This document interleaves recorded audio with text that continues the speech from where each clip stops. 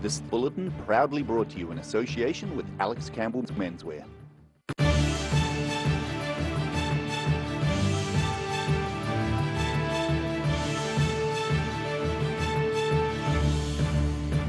Tonight on The South Today, a group of enterprising young men in Dunedin have found their discount student bed scheme is rocking along.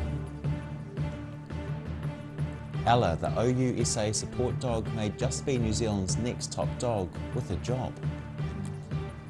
And Foodstuffs South Island is helping many people in need by donating to Southern Food Banks.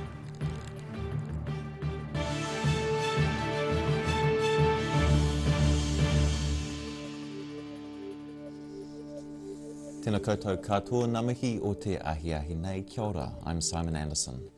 A Dunedin startup is solving the nightmare of organising flat furniture and cracking students up while doing it.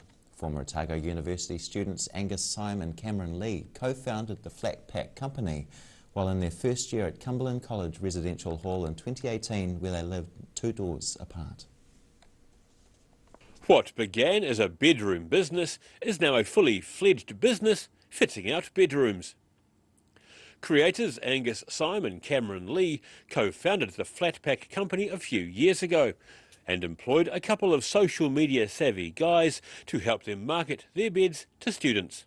Fladman is a word that they have sort of made, which is the admin that comes with flatting, so that's what they wanted to erase with their company. So instead of having to go halfway across town and put a mattress on your roof and drive to your flat, they deliver it the day you move in, so it sort of erases Fladman.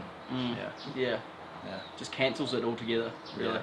Ryan Forlong and Bryn Fredheim are the marketing arm of the Flat Pack, who were initially employed to help promote a $1,000 giveaway. The pair say their proximity to the guys who began the business meant they were kind of Johnnies on the spot.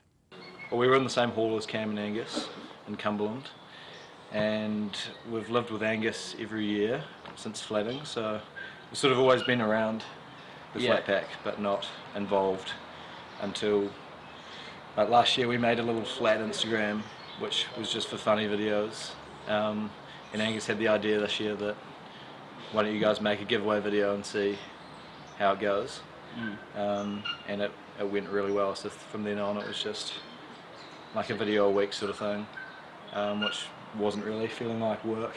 No. Just having a laugh and being super goofy. Yeah. The business is growing rapidly, in some parts thanks to Forlong and Fredheim's antics on Instagram and other social media platforms. The pair are clearly not afraid to lampoon themselves.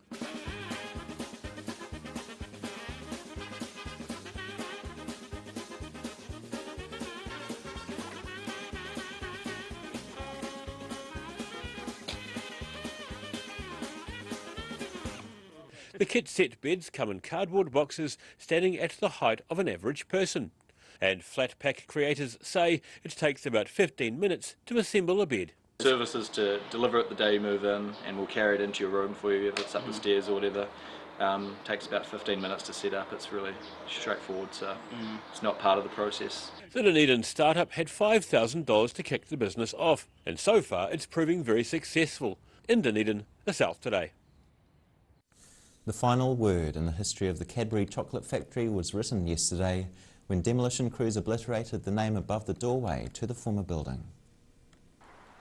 The last purple-coloured Cadbury sign on the outside of the former factory was pulled down as the complex's facades were turned into rubble.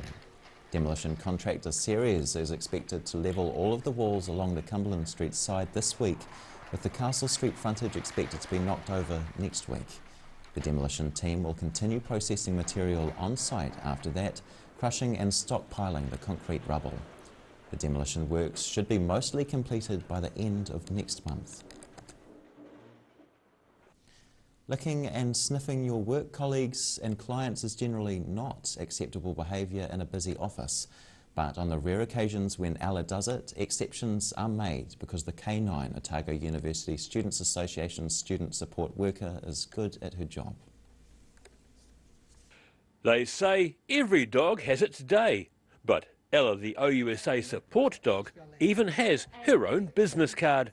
Actually, she often will lay down and like this, but she'll cross her paws. So that's sort of her signature move, and her business cards are actually an image of her, her sitting like that. So Ella the Labrador is such a good girl. She's been selected as a finalist in the Top Dog with a Job category of the New Zealand Top Dog competition. Otago University Students Association Senior Student Advocate Dwayne Tate says Ella is a professional and is always a winner in their eyes. regardless of the outcome, obviously she's a top dog in our eyes. So, and I think if you asked most of the students who know her, who come by, I'm sure they would say the same. The winner of the New Zealand Top Dog competition is due to be announced this afternoon. And while Ella's colleagues are excited to see if she wins, Ella herself is pretty chilled out about it. For her, the day will be no different from any other, and she'll be happy doing her duties as usual, being there for students going through issues. Oftentimes students come in here seeking support for those things, and Ella will honestly greet them at the door sometimes, and she plays a huge role in just comforting the students that are coming in. You know, they may have come here at a low point, you know, so she plays a huge role in just comforting them and supporting them in that way. Tate says Ella is a rescue dog, originally from South Africa, where it's believed she had a traumatising puppyhood. So Tate's now pleased she's able to help humans in need at the OUSA. In Dunedin, the South Today. Ella made it to the final 6 of the Top Dog with a Job competition. All women whose breast screen Otago Southland mammograms were referred for urgent reassessment following a botched initial reading have been cleared of cancer. Pacific Radiology began contacting women a fortnight ago for a recheck after an internal audit found a doctor reading scan results was routinely not seeing cancers spotted by other doctors. That doctor no longer works for Pacific Radiology. Pacific Radiology says all affected women who were rescanned as part of the Ministry of Health managed breast cancer screening program have now completed follow-up scans and no cancers have been found. More than 7,500 scans which the doctor read between January 2020 and May 2021 were reviewed, and 60 women were called in for reassessment. The St Vincent de Paul Food Bank in Ashburton is one of many food banks receiving a cash injection from supermarket giant Foodstuffs. The charity says it will spend the donation on buying items that are not normally donated to the food bank.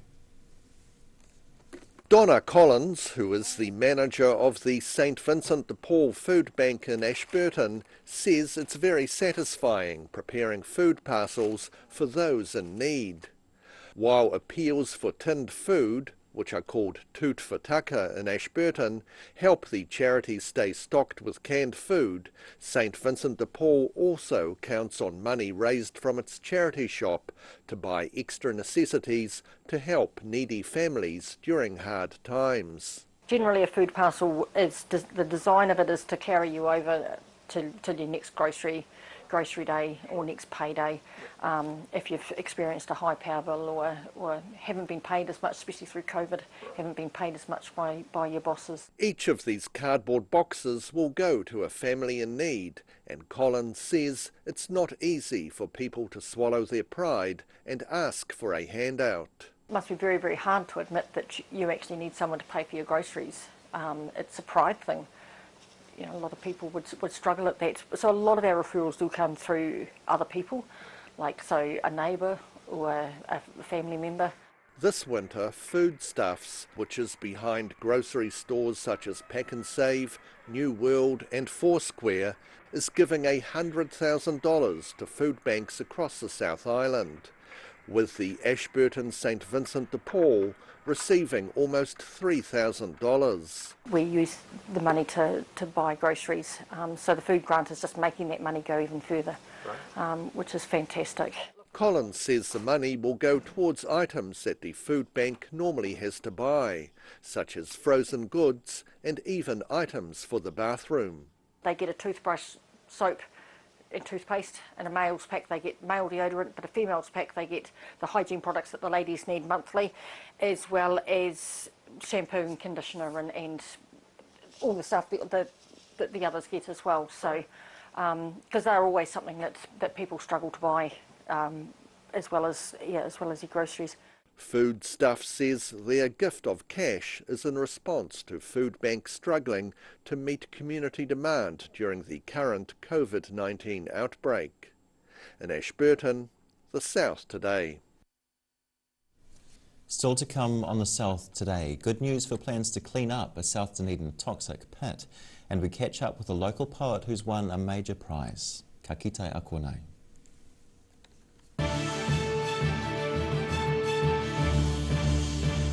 All new episodes of Put Some Colour in Your Life are now screening on Channel 39. Take a look at Australian artists and the techniques they use in their studio. Put Some Colour in Your Life, Tuesdays, 7:30.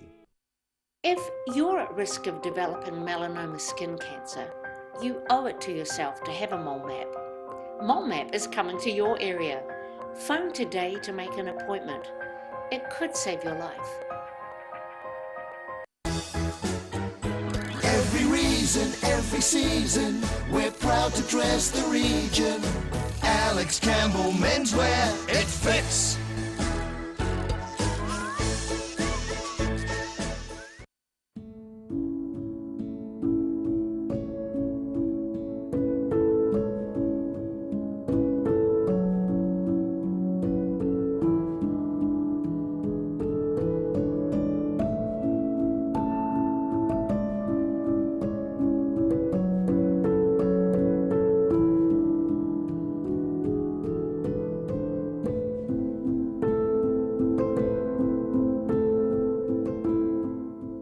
A poorly maintained heat pump can lose up to 35% of its output. The Mr. Heat Pump Cleaner team are experts. Their specially developed chemical wash is totally biodegradable. Call Mr. Heat Pump Cleaner and get the job done by the professionals. Your love lifted me higher than I've ever been lifted before. So keep it up, keep on lifting.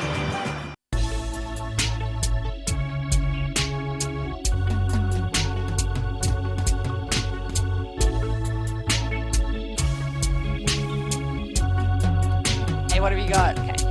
Chicks World, party time, excellent. Love it.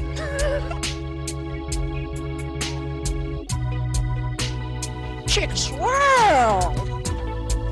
Chicks World. Right.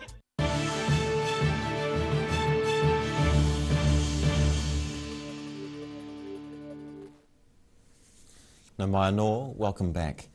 The government has come up with a second round of funding to help the Dunedin City Council develop plans to clean up a toxic underground site in South Dunedin. $200,000 from the Contaminated Sites Remediation Fund has been awarded for a feasibility study for the tar well on Hillside Road. The almost 1.5 million litre tar well is a remnant of the former city-owned Dunedin Gasworks, which operated until 1987. The well contains chemicals with cancer-causing potential and other toxic waste. The DCC has allocated over $2.5 million in its 10-year plan for the site's remediation. Dunedin poet Sophia Wilson has recently received a boost to her writing. Winning this year's Castleberg Trust International Poetry Prize, she caught up with Daryl Baser via Zoom. Hi Sophia, thanks for joining us today. Hi Daryl, thanks so much for having me here. It's really great to be here with you. Totally our pleasure. Congratulations on the Castleberg Prize. What does it mean to you and your writing? Oh, it's wonderful to win the Castleberg Prize. Humbling and thrilling at the same time. And you know, competitions are funny things. And when you get placed or win a competition, it's sort of like the tip of the iceberg of a lot of failures and rejections. So it's very encouraging and validating, and a really good balance to all the demoralizing stuff that goes along the way with it. So yeah, no, it's great. Your poem Seaskins was one that took out the Castleberg. What inspired it? I think initially the idea came to me not long before the competition closed. Actually, I sort of had ended up writing this poem for the competition, but I was reading some poetry with my kids, and we came across this, a poem that it tells the story of that very well-known story of the leak in the dike, the story about the little Dutch boy who sticks his finger or thumb in the dike in Holland and stops the sea breaking through the barriers and coming in. And when we were going over that, I was struck by how reading it so many years after I would have heard it as a child, I just was struck by the parallels between that story and our current feeling of rising sea levels and climate change, and the sort of potential for the sea to be breaking through our dikes and barriers.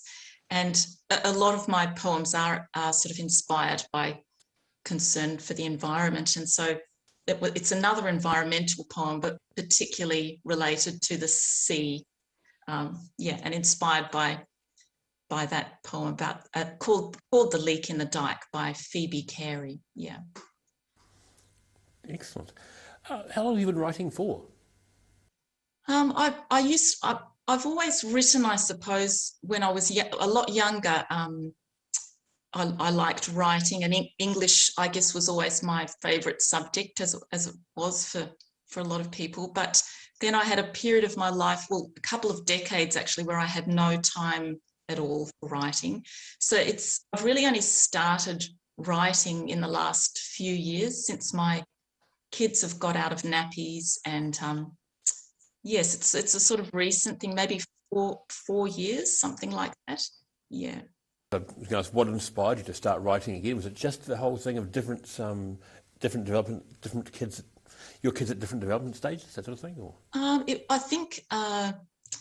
Well, it was. I think it's been a lot to do with actually having children. So the things that have always concerned me, which, have always been the well-being of the world and a peaceful future and the environment. I've always had this real love for nature and the environment. But there's something about having your own kids, especially now when there are so many crises around, that brings all that to the forefront. So it sort of gave me this sense of desperation, really, to try to, what can I do to write a better world somehow, or to do something to make sure their future is sustainable and safe, and that they have a cause for hope and happiness. So I think really it was having kids that has given me this impetus for writing, and it's sort of gone on from there. It started with small children's stories that I wrote for them, and then it sort of moved on to poetry. So.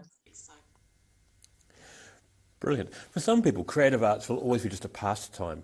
What is it for you, and how far would you like to take it? Well, a pastime sort of suggests, I don't know, a more leisurely kind of pace and a hobby. And I'm writing, I have to slip it into little chinks in the day, which is, I homeschool 3 kids, and we sort of manage a rural property, and things are quite busy. And it doesn't feel like a very relaxing pastime. It feels more like something essential and urgent, and something that I do to allay my own anxiety about things, but also to sort of keep my own mind, to give my own mind a small corner of its own, and also a way of coming out of my rural domestic working situation and connecting with other people over things that matter. So it feels like something really important, and I would really miss it if I had to give it up for some reason. So, Sophia Wilson, thanks for your time. Oh, thanks so much. Thanks very much for having me on the show, and nice to see you there.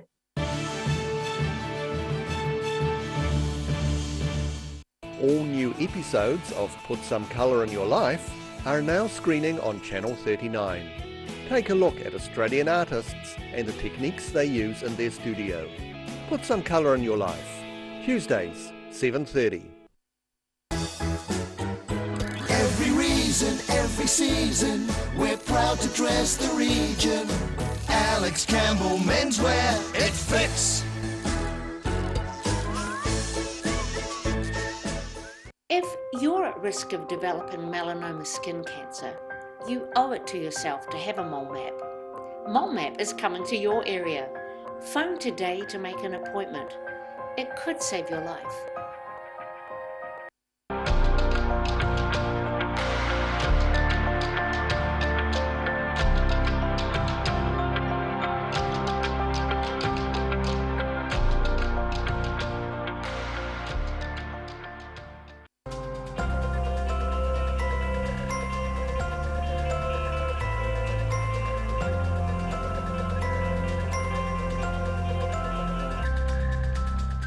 A poorly maintained heat pump can lose up to 35% of its output. The Mr. Heat Pump Cleaner team are experts. Their specially developed chemical wash is totally biodegradable. Call Mr. Heat Pump Cleaner and get the job done by the professionals.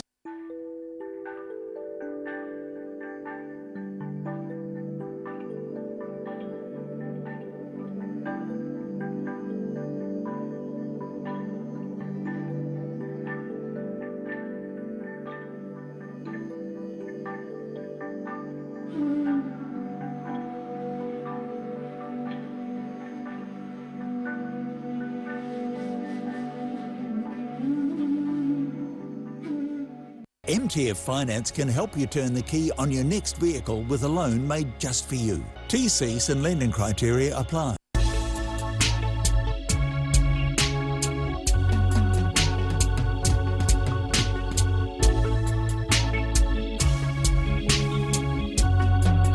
Hey, what have you got? Okay. Chicks World, party time, excellent.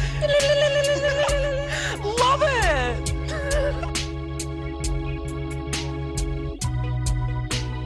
Chicks World! Chicks World! Right.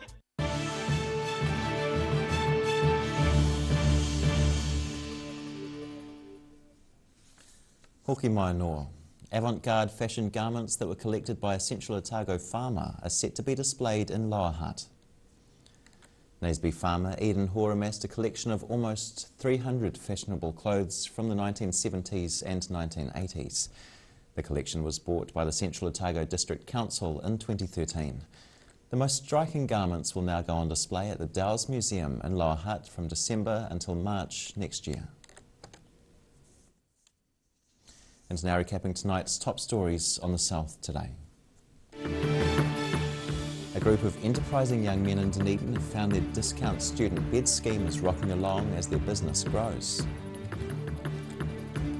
Ella, the OUSA support dog, may just be New Zealand's next top dog with a job in a nationwide competition. And Foodstuff South Island is helping many people in need by donating to the Southern Food Banks, including a food bank in Ashburton.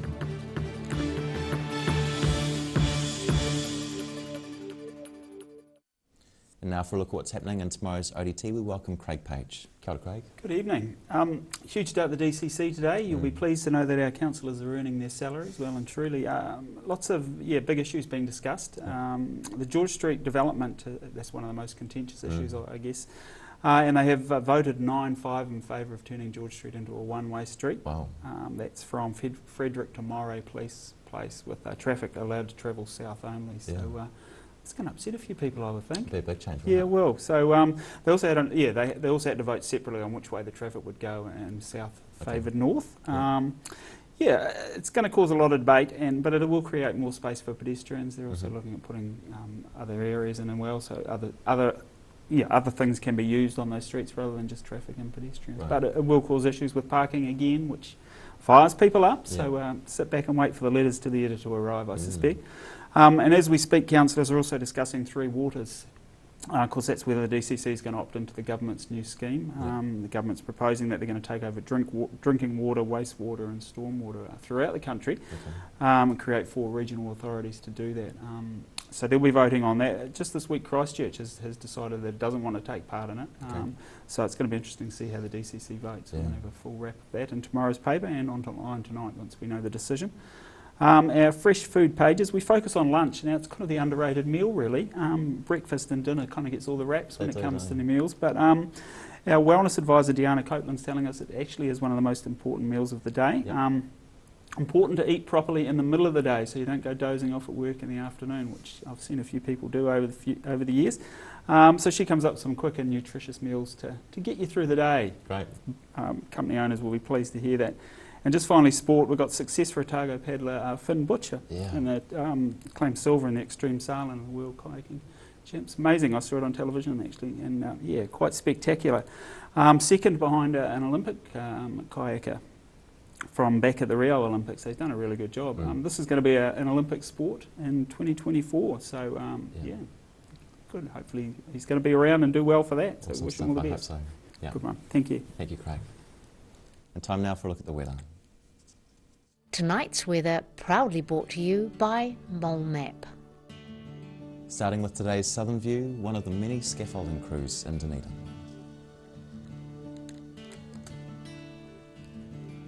Looking at the situation, weak fronts carry west to southwest airflow tomorrow, but a few fine days for the end of the week thanks to a high pressure system.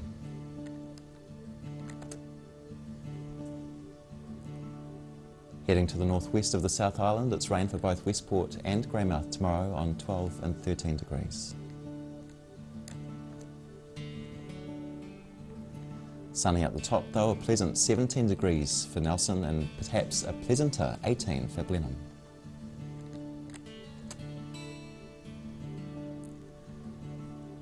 And the sun reaches right over to the eastern side. Kaikoura reaches 16 degrees, Christchurch 18 and Ashburton 18 as well, with just a hint of cloud.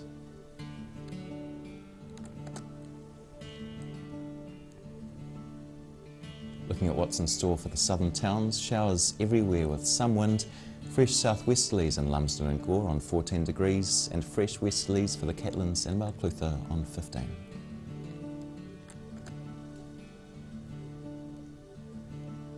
Travelling westwards to the Central Lakes, similar here, Te Anau with southwesterlies and showers on 14, Wanaka and Queenstown with westerly winds, a few showers as well and 15 degrees, and Alexandria manages to stay dry, fresh westerlies too, but only a cloud reaching 16 degrees.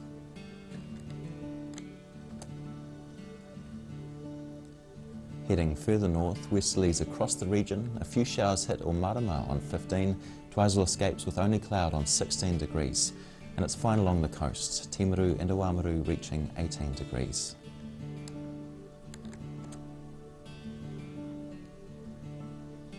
In Dunedin, some cloud tonight with an overnight low of 7. High cloud and sunny periods early tomorrow with moderate to fresh westerly winds developing, a period of showers in the evening with colder southwesterlies, a high of 17 and a low of 6. And it's mostly fine on Thursday, sunny periods with just a cloud or two and fresh gusty west to southwesterly winds, potentially increasing in strength over the afternoon, a high of 14 and a low of 9.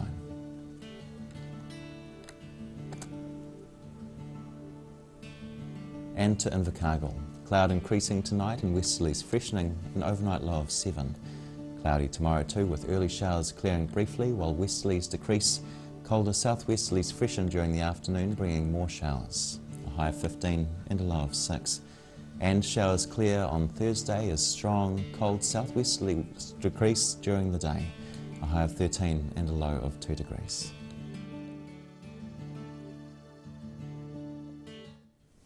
And that's the news this Tuesday. For the latest news from the southern region, head online to odt.co.nz. And you can follow Channel 39 on Facebook and YouTube. Like and subscribe to get notified of that southern news as it happens. Nō reira, kia pai te pō, ka kite anō.